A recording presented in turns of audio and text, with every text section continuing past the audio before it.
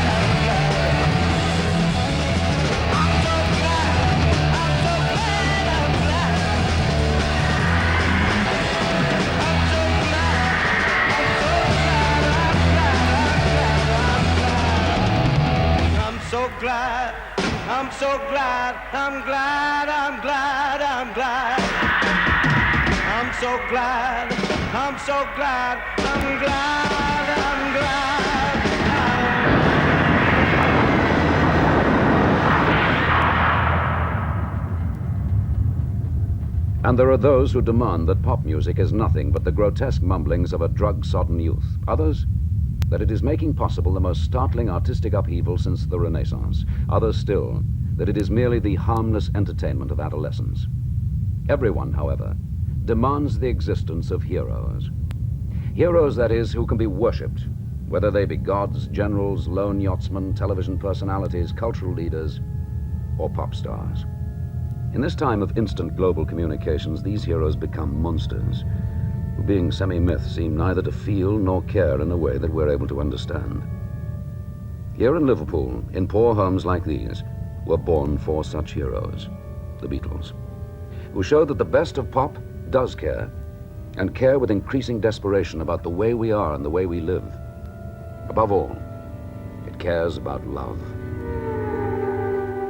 But love, penetrating though it is, penetrates only to possibilities and not to facts. Thus, alas, we go step by step into the darkness. The only truth is the movement. If nothing else, pop music is describing that movement with a bitterness too deep now for words.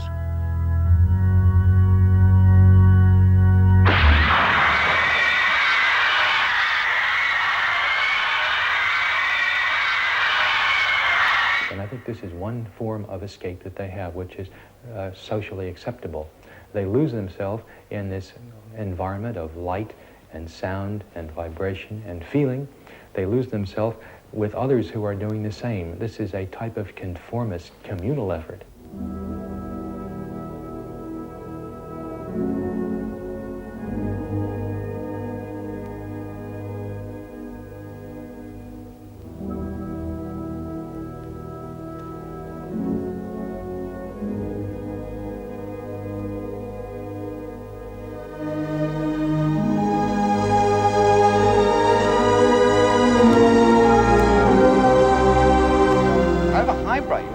I still think that there is more valid, new, creative music being made at the pop end.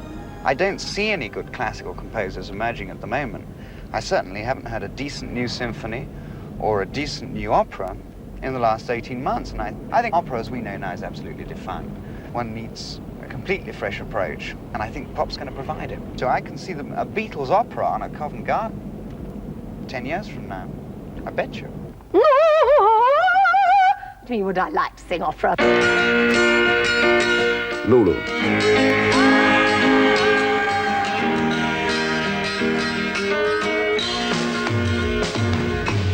I was always frightened of classical music, and I never wanted to listen to it because it was Beethoven and Tchaikovsky and sort of big words like that, and Schoenberg. You know, I always thought... Paul McCartney. I mean, something like a taxi driver the other day had some sheet music of a Mozart thing. And I said, what's that, you know? And he said, oh, that's the high-class stuff. You won't like that. He said, no, you won't like that. And I said, well, what is it, you know? He said, oh, no, you won't like it. You know, it's high-class, that. It's very high-class, highbrow. And that kind of way, I always used to think of it. I used to think, well, you know, that's very clever, all that stuff. And it isn't, you know, it's just exactly what's going on in pop at the moment. Pop music is the classical music of now.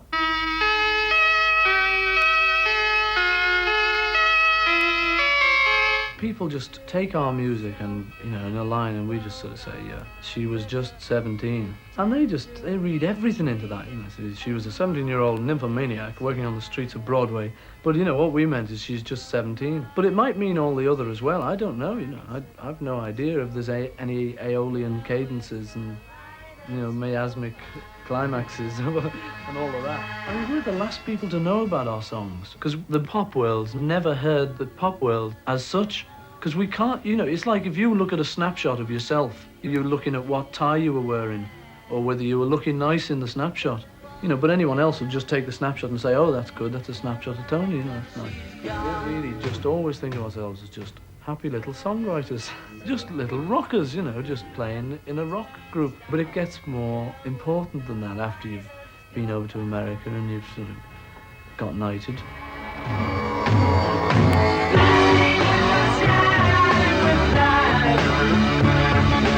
We just don't see as much of George as we used to do. He's away so much. George Harrison's mother. Of course, as soon as he comes back, he always visits us, or we go down and visit him, you know. And we're still very close to him. I get letters now from most parts of the world, quite a lot from Japan and, of course, America. And some of the Iron Curtain countries started now to write. I get maybe up to 200, 250 a week. George says, I think you're really more popular than I am now, Mum, you know, and he sees all the letters, and he has a good laugh about it. And especially when he reads some of them, they say, dear Mum, you know, he says, who's this then, you know?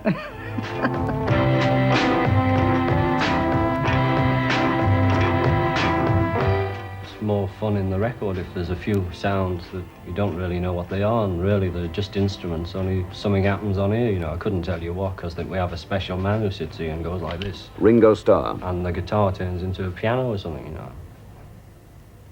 And then you may say, why don't you use the piano? Because the piano sounds like a guitar. In charge of the Beatles recordings, George Martin. You can cut, you can edit, obviously you can slow down or speed up your tape, you can put in backward stuff, you can put in electronic sounds which you can possibly reproduce live. You can use combinations of instruments which are completely unbalanced, but you can make them balanced. You can put a very soft flute against a huge brass chord and still make it sound loud. Then cut up the tape and pretty well threw it up in the air until it settled down the ground and join them all up together. So it just became like a patchwork quilt. And this is the kind of thing you can do on recording, which you obviously couldn't possibly do it live, because it is, in fact, making up music as you go along. And when we were touring, and when it was at a sort of peak of hysteria, instead of just thinking, oh, that's nice, I mean, we could have just thought, aha, click, you know, let's use this, and for evil, you know. But there's no desire in any of our heads to sort of take over the world, you know. That was Hitler, that's what he wanted to do. There is, however, a desire to get power in order to use it for good. And the manager came to me and said, the cripples are ready. Derek Taylor, Beatles publicist. I said, what are they ready for? The Beatles? He said, oh, yes. I said, what do they want? He said, well, they can't move that much, so maybe if the Beatles had patted them, that would be enough. I said, I mean, lay their hands on them. He said, yeah, put it like that. So I went in and I said, there's a dozen paraplegics waiting for you in wheelchairs. So, good enough, they trooped out, touched them, grinned, and said, you know, see you again. The Maharishi. The whole world movement has to be a cooperative enterprise. No? In the midst of all these activity and the world's attention and interest for transcendental meditation, I don't get a moment to think of silence. You've got power, you've got to use it for the good. Because like everyone else, we read the papers, we go through all the things that most people go through. So if everyone wants to say a thing at a certain time, it's handy being a songwriter. You know, you can put your finger on it, like a yellow submarine. You know, that was lucky though. As we live a life of ease, every one of us has all we need. Sky of blue and sea of green. In our yellow submarine. I mean, when I read the scriptures, I read about what happened to Sodom and Gomorrah before it was destroyed. And virtually speaking, what was happening there is exactly what's happening in London today. Sometimes when there was big offers made to go to, you know, different things like film once and something else, things went crash. They never came off. I either did something wrong or something happened. And I wondered why everything was sort of crumpling, you see.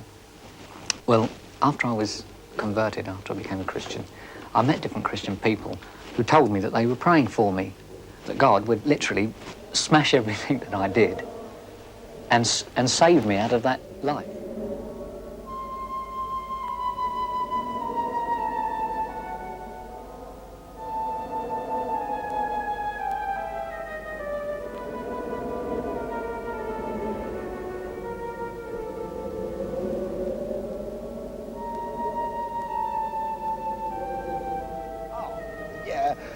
There's no Bonhomie anymore. Eddie Rogers, ex-Tin Pan Alley publisher. I couldn't phone up a disc jockey and say, oh, is that Mr. Murray? Oh, this is the ABC Publishing Company here. And he'd say, oh, yeah, we'll drop dead, you know. I'm going to say, hi, Pete, it's Eddie. Hello, Ed, what can I do for you? The whole business was based on that, do you understand? It was all done on the Bonhomie and the old Pals Act because he knew I would phone him with something that was good for him. Every year, about 100 million records are born. A hit song can earn more in 12 months than most people earn in a lifetime. The revenue of one publishing company during the last 5 years exceeds the total famine relief sent to India during the last 10. With such resources, pop has become the most powerful selling medium of all time. The product will sell easily if the sound is right. So those who make the sound must be dressed and photographed and behave in a way that society, which sponsored them, expects. Thus, in newspapers, on television, and on radio, pop is the language of profit. Such today is the price of acceptance. WABC 95.5 FM. Disc jockey Dan Ingalls. Goodbye to acne pimples and farewell to blackheads. Proper pH lotion acts so promptly that if you're not satisfied with results in 3 days, your money and your pimples will be refunded. Dallas, Texas, a jingle factory considers how to sell the Mona Lisa with pop music. I'd showcase it. I would package it, just as if it were a package of peas. Dignity comes up. Lasting qualities, semantics here, communication with first the client, with his needs again. Can't overdo that word. Jingle executive Jim West. You've got French horns. It's a beautifully warm, colorful instrument. Back to bassoons again. Maybe a very light, subtle Marshall feel. In the background, with timpani lightly in the background. Kind of an anticipatory type thing, as if you are being charged with the opportunity of finally seeing something. So that visually, if the camera, for instance, were to finally frame in on the Mona Lisa, it would be as if you had been anticipating it, and finally, there it is. And it's a beautiful thing.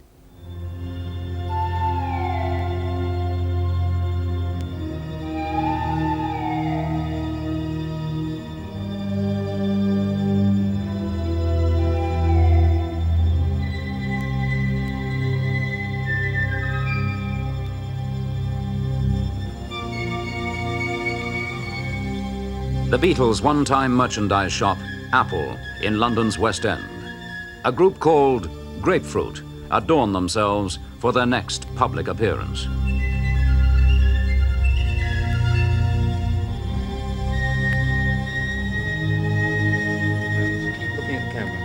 That's great, still. Mike, just lean into camera more, into camera. Okay, just watch your Being mouth. immortalized for a new record cover, The Moody Blues. Watch the camera, just ignore the smoke. That's fine, that's fine. Just hang on to that, and still. That's great, still. Smile this way, smile, Lulu, please, smile. It happens every day you can pick up these papers. There's nothing there but headlines. The whole thing is a kind of degrading sort of scene. They're picking up articles and they're purveying kind of nasty little gossip. And they're combining that with a moral tone. Manfred Mann. I think it's absolutely terrible. Sometimes I pick up and I can't believe what they're writing. The things that are most important. Tony Hall. Integrity. Pop impresario. Complete and utter dedication and involvement in their music and their art. Sincerity as people. And a genuine desire to be creative. Now look, Bill is married and he's got a child. Now, Bill, how old? 20, what are you now? 22 tomorrow. 20? Oh, happy birthday tomorrow. But listen, now, look, Bill's wife, Susan, is a very, very attractive girl.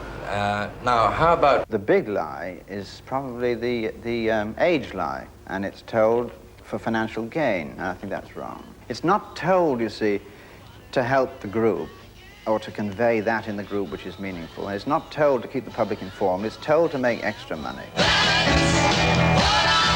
And there are those who say that pop music can only express now, as if now were different from previous times, either in moral stature or in musical achievement. Tommy Steele, great fella, don't misunderstand me, more talented than enough. He's got a load of talent, Tommy, but I can remember when he was voted #1 guitarist. #1 guitarist. He's never played a guitar on his record in his life. It was either Roy Plummer or Burt Whedon playing the backing for him. And this was 10, 15 years ago. And this has been going on since time immemorial.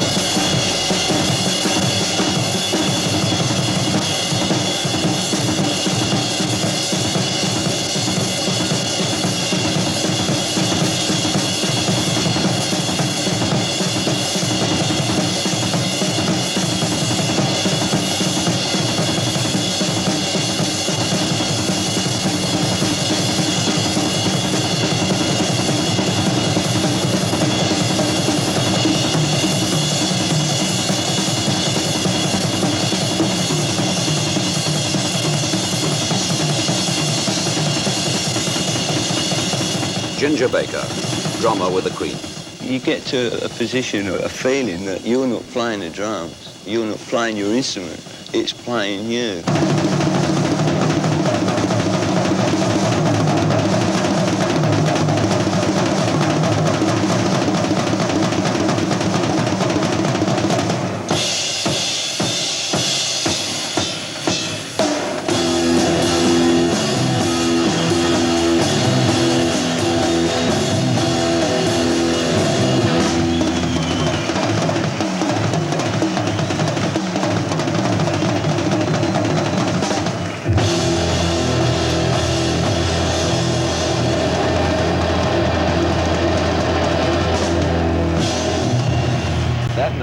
At the performance, we come up on stage looking like we usually look, and then they come walking up on stage looking like they usually look, and the audience couldn't believe that they were on stage with us. United States Marines in full dress uniform with the Mothers. Frank Zappa, leader of the Mothers of Invention. People were just sort of quiet, waiting for something to happen. So I gave them the signal, and they lunged for the microphones and started screaming, "Kill, kill, kill." The audience laughed. Then I had them sing their songs. After it was all over, I walked to the microphone and I said, "Thank you." And then I motioned to Ray, the lead singer, and he walked to the microphone and said, "Thank you." And then I went back to the microphone and I said, "Thank you." And he said, "Thank you." And we kept doing it till it got very redundant, and we hoped to involve the Marines in this whole redundant unit and expected them to go up and say, "Thank you." I pointed to the first Marine, he walked to the microphone and said, "Eat the apple," stuffed the core. "Some of us love our mothers more." And there was dead silence in the room. Then we went into some electronic music, and they sat down on the stage. I sent out during intermission for a large doll, a girl doll about that tall. They brought it back, and during one of our hot numbers, I gave them instructions to mutilate the doll, just like they're trained to do back at the camp. And they did it. They just ripped the piss out of this doll. They stomped on it, they mangled it, they messed the eyes up. They really did a good job on it. They trained those suckers, boy. Little by little, the night turns around. The Pink Floyd. Counting the leaves which tremble at dawn. Lotuses lean on each other in yearning. Under the eaves the swallow is resting.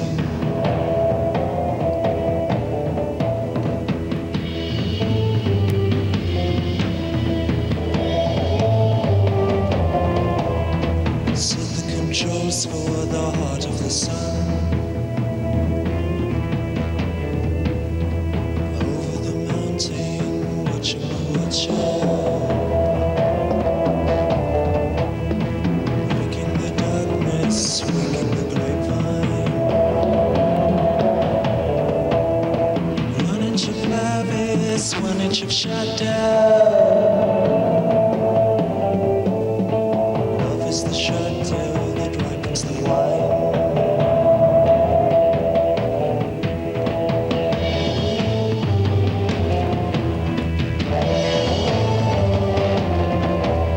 Set the controls for the heart of the sun. The heart of the sun. The heart of the sun. The heart of the sun. The heart of the sun. The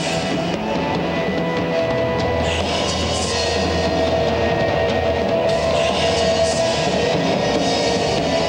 The heart of the sun.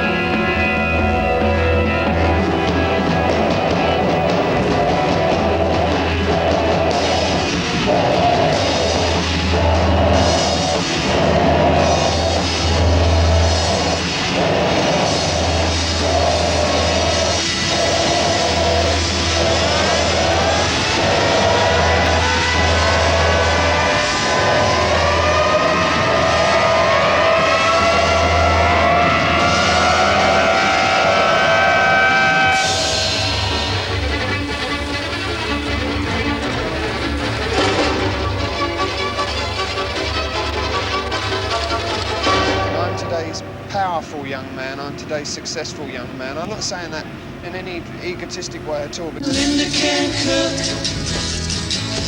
She reads books. The Who. Cindy can sew. But I'd rather know Mary Ann with the shaky hands. What they done to a man, those shaky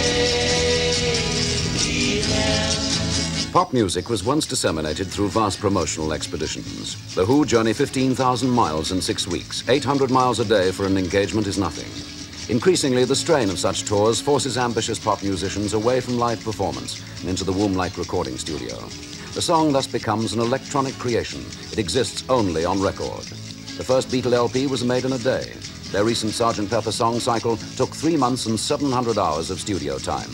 Mozart wrote Don Giovanni in 7 weeks. Mary Ann with the shaky hands. What they done to a man, those shaky hands. Mary Ann with the shaky hands. What they done to a man, those shaky. the role of pop is unbelievable, what pop is doing. And I mean, Pete Townsend, I can't see that some kind of leader of The Who. Benjamin Britten kind of sitting in his little studio doing his things, which I very much admired, you know, get through to the same kind of audience and have the same kind of effect. That's why pop music is crucial to today's art, and it's crucial that it should remain art, and it is crucial that it should progress as art. There was this huge cluster of scooters outside a very scruffy-looking pub in Harrow, and I went in there with The Who, and where there was a distinct feeling of the presence of evil and of something which you can only describe as revolutionary. I mean, revolutionary in the sense of blood, revolutionary in the sense of a complete upheaval of everyone's ideas. Manager of The Who, Kit Lambert. And the ceiling came right down on top of them, so that when Pete was playing, he keeps banging the end of his guitar against the ceiling. And one night, they used to play there regularly, he physically sort of poked a hole through the ceiling because it was getting in his way, and it was just made of paper and cardboard. And that's where this went down tremendously with the audience. I don't have a love affair with a guitar. I don't polish it after every performance, etc., etc. I play them, you know. Our actual intention is to play out all the adrenaline and all the aggression and show the audience that you are a frustrated character, that you do want to get something out of your system and you do want to do it in front of them. And it's got much more to do with art and music than people imagine. Much, much more to do with pop music than anything else. Don't you all fade away? Try and did what we lost. Trying to cause with about my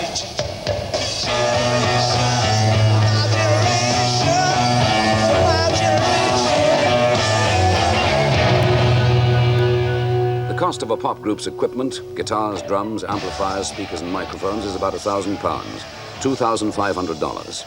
In Peoria, Illinois, The Who play out their adrenaline at the Opera House.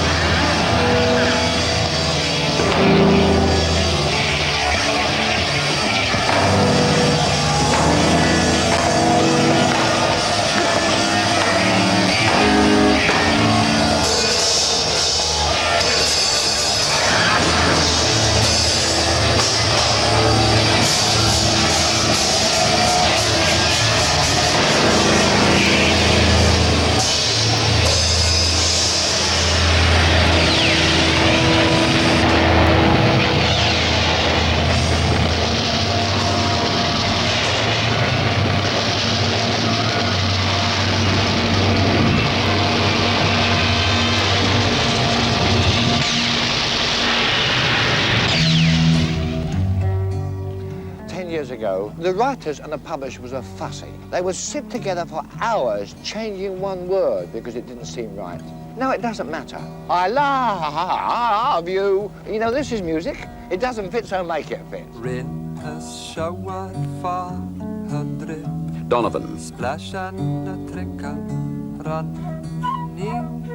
Plant has flowered in the sand. Shell and the pebble sunning.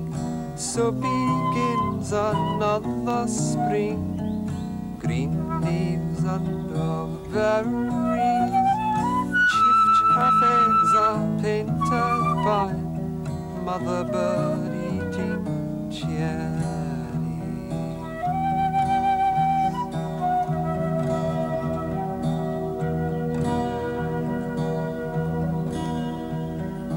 In a misty, tangled sky, faster wind is blowing. In a newborn rabbit's heart, river life is flowing.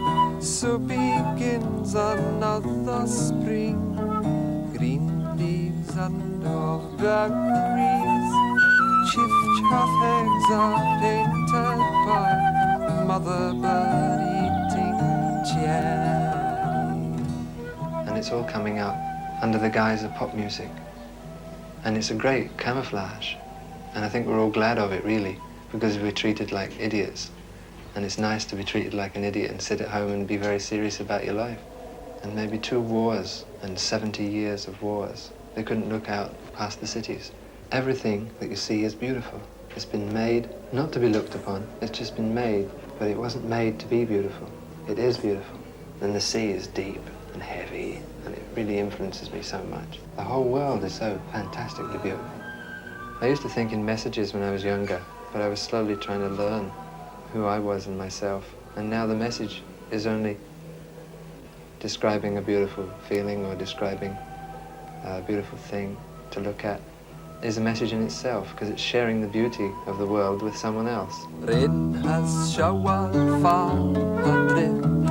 Splash and a trickle running. Plant has flowered in yon sun. Shell and a pebble sunning. So begins another spring. Green leaves and blueberries.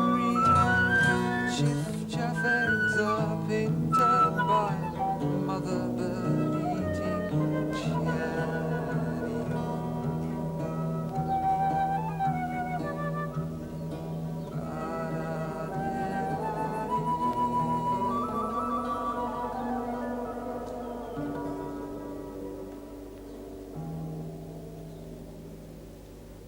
Don't think those 12 and 13-year-old girls don't look for that stuff. They call it the bump. I heard these girls talking about, I saw Mick Jagger, he has a nice... Mad. In the audience. And this fellow used to go around with a ruler and smack them.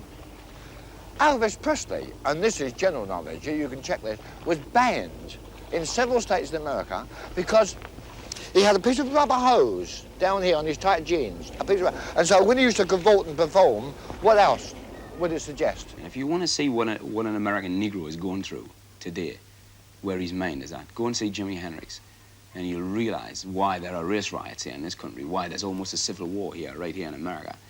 Jimmy's music is all explosions, and it's, you know, technically great. He's fantastic. He's a wizard on the guitar. Well, that's not true. That's the way I am, because, like, when it comes to that, you know, it's really no big thing. No, it just happens, man. So-and-so one night, so-and-so the next night. But the thing is, the older you get, you suddenly look back and you realise that they're someone's daughters.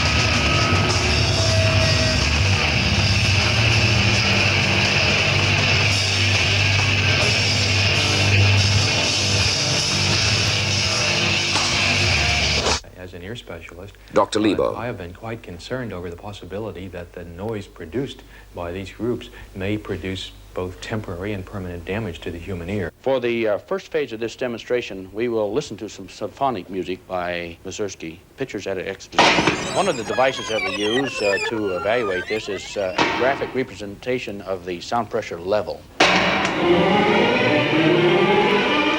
a while for the amplifier to warm up.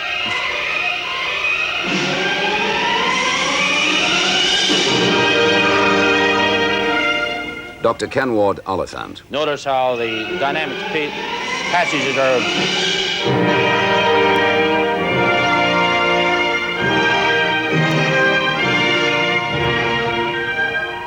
Time, of course, is on the axis of the paper, and the dynamic passages are on the vertical ordinate.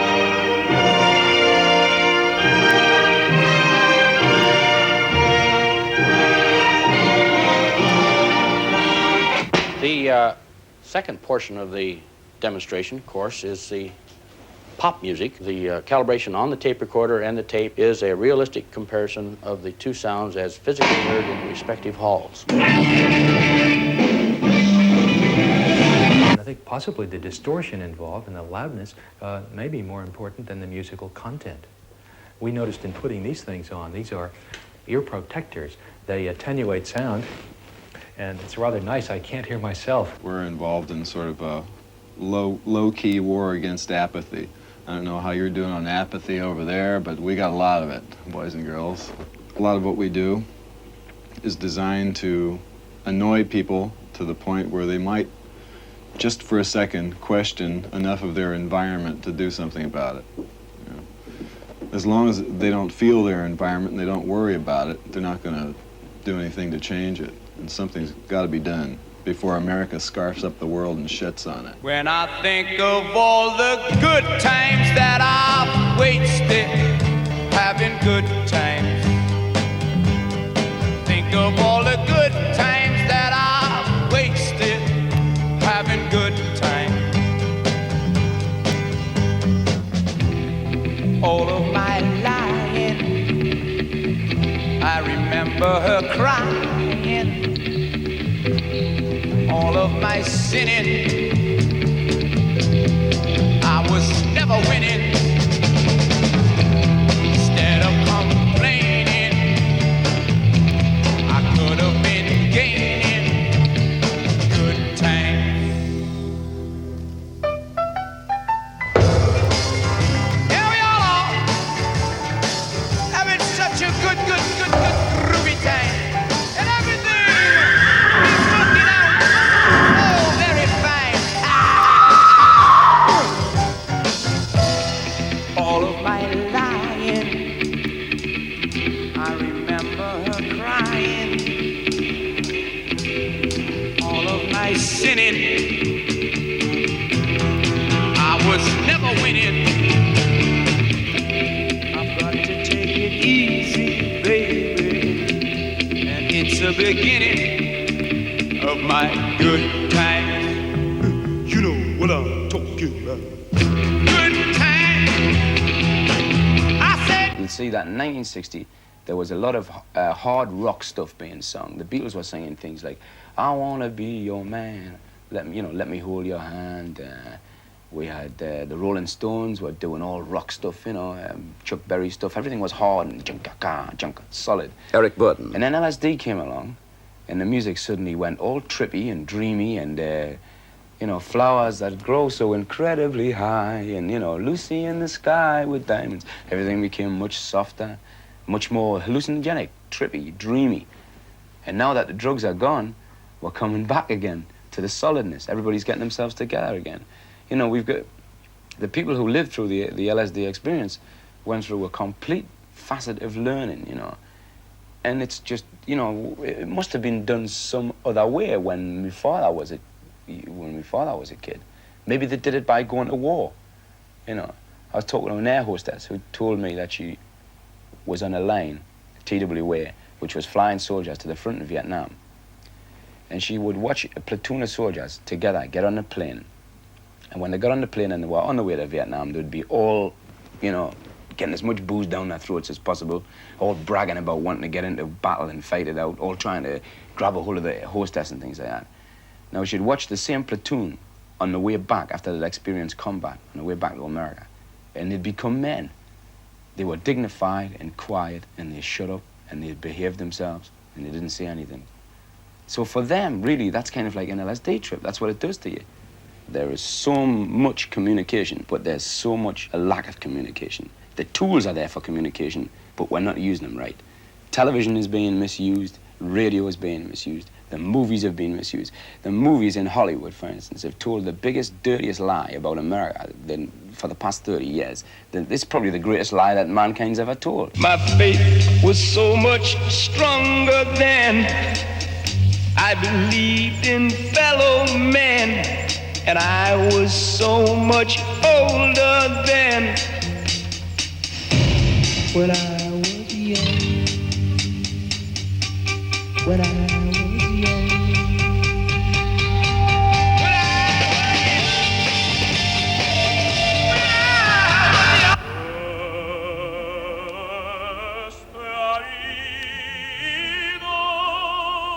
I remember an old proverb that says that youth thinks itself wise just as drunk men think themselves sober. Anthony Burgess. Youth is not wise. Youth knows nothing about life.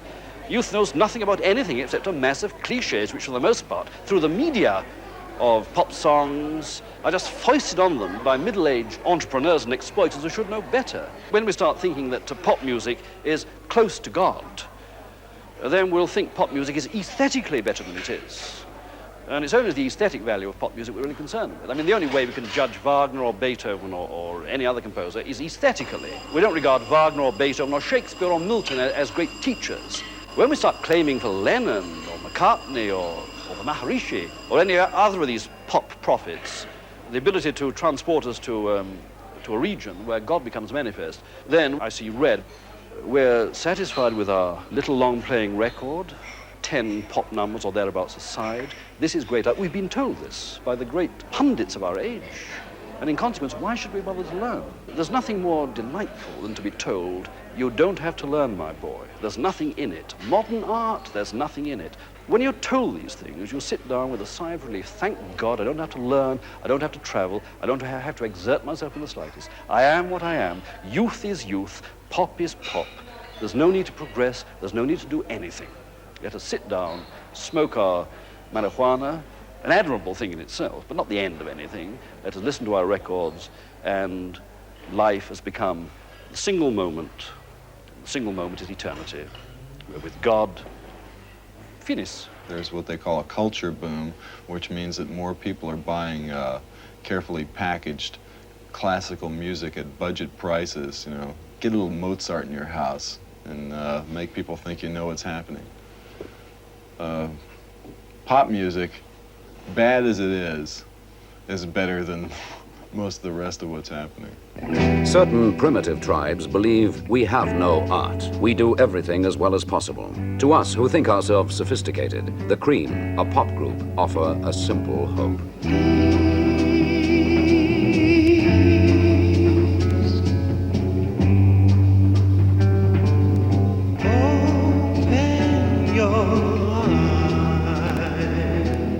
Please open your eyes. Please try to realize. I found out today we're going wrong.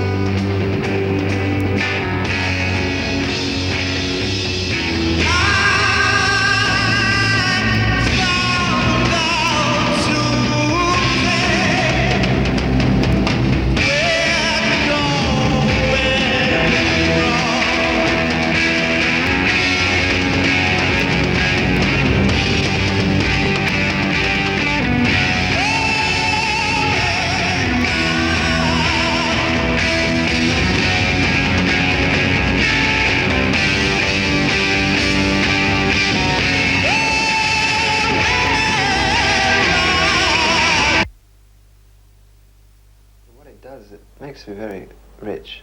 And I got big dreams because of it.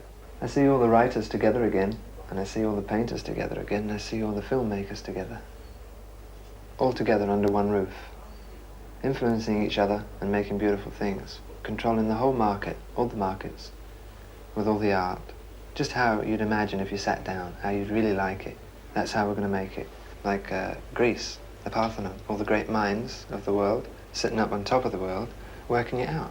And painters and musicians and everybody can come from all over the world with their dreams. And we say, yes, you can do that dream. Here's so much, do it. Pop music is the beginning of the whole trunk, you know, and it'll all just spread out. Because the pop music is changing the scene anyway. Fashion will change, architecture, eating, everything. Because we want it a certain way, and we're going to have it.